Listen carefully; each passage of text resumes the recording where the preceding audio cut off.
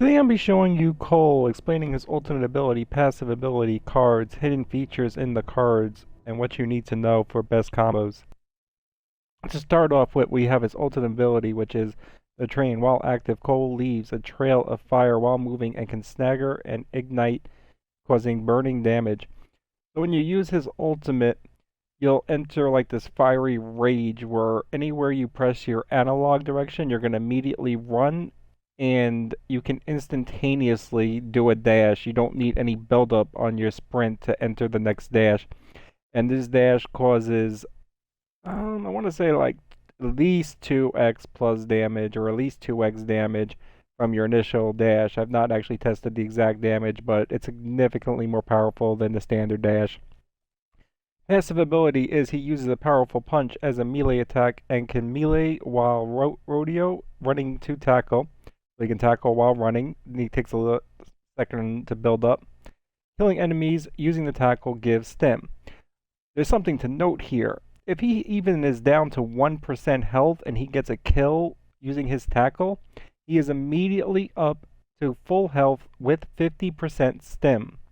He can actually cap out at 100% stim. So if you were to get two back-to-back tackles kills without taking damage, you would have 100% stim. If you were down to 20% stim and you got a tackle kill, you would have 70% stim. Now let's get on to the cards. And I am going to be also showing the Horde and Escape setups. So we have, these are not in order on your screen, but all the glory, burning enemies explode on kill, dealing X damage, capping out at 50% HP damage of the base health of the enemy you're killing. Now, you don't have to be the enemy that killed it, which is beautiful. Any enemy killed while it's burning will explode. So I really do like that card. We have Inner Fire, another beauty. 50% resistance to damage while the train is available. So as long as the train is available to use and you haven't used it, you get 50% more resistance. Now, if we add in the perked up, which is 50% increased maxed health and regeneration speed, we're up to 150%.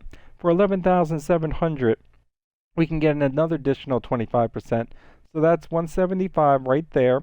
Now, if you factor in this, then you're looking at about 3.5, you're looking at exactly 3.5 base health. You factor in the dash too, and you're looking at like 6x health while you're sprinting, not including having stim. So Cole is the true tank. Then we have Playing with Fire, which has at 5% increases by 5% each level, 25% max rate to burn enemies on active rounds. Now it's a little sketchy with like the Lancer and the Retro.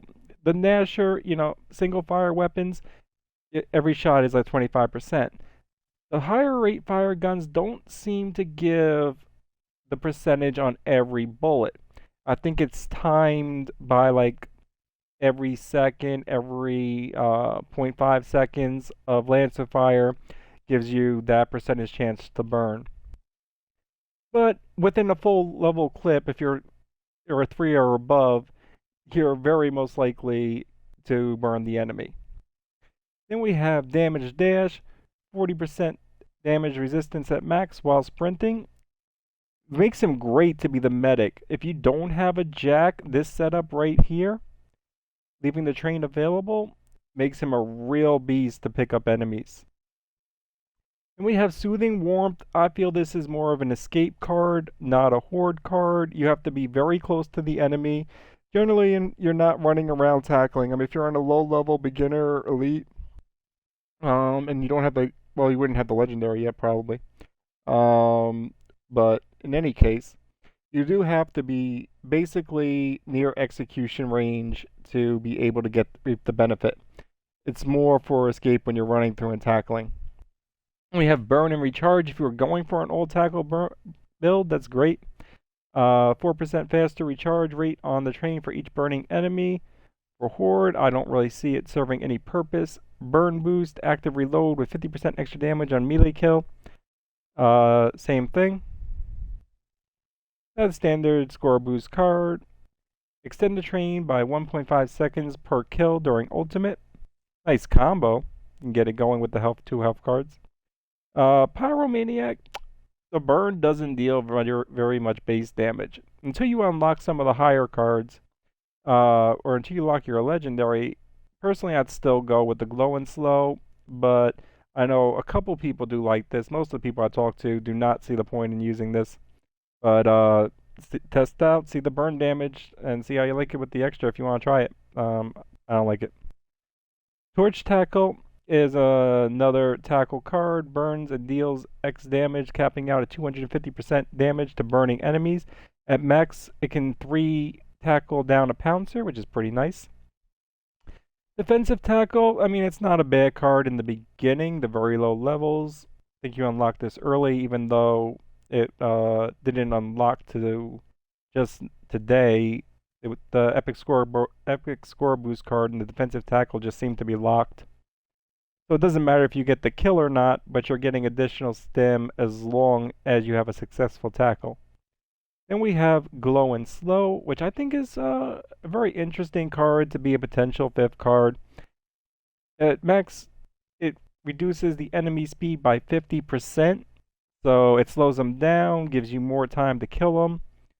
Especially when you're aiming at the larger key targets or you're hitting a bastion, you slow the bastion down. It's beautiful. Haymaker, I think is stupid. 200% damage on melee hits and drones are stunned for longer. I mean, the drone stun for longer is slightly nice. I don't really see the need of it because if you're already within melee punch range and you're quick, you can grab them or execute them. Extra damage, it's also so slow.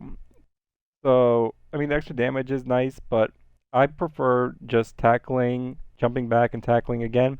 I have a video up showing me solo the surge speed run, killing all the enemies in the second half using this strategy, and I didn't punch once. Do not see the need of this card. I recommend tackling like I do.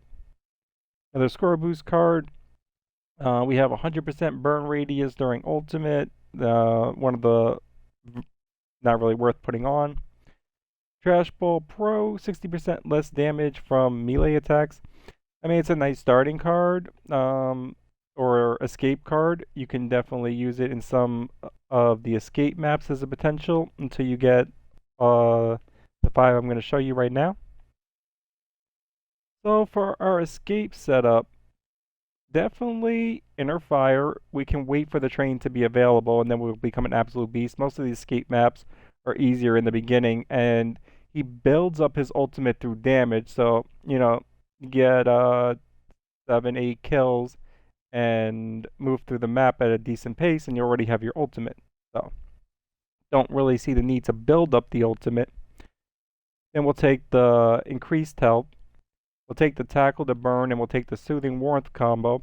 So every enemy that we are tackling is doing more damage. If there is regen on the board, they're not regenning. Now you might want to tweak this a little depending on the modifiers, but this is my base setup. Soothing warmth for regeneration, because we do get slight regeneration as we tackle into them and before we jump back. While we're not getting steady, really good regeneration, we're getting some, and that's enough to keep us alive in most situations. And damage dash, because we're constantly sprinting for the dash, for the tackle, sorry.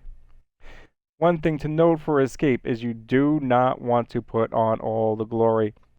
All the glory will do friendly fire damage and basically bring any teammate to one hit from anything down. So unless your team for some reason wants you to put it on, and it's going to completely ruin you just running around and tackling, you're going to have to be very, very cautious when you tackle. This is not a card for escape. And that is my opinion of the best builds and all cards explained, all abilities. I hope that helps.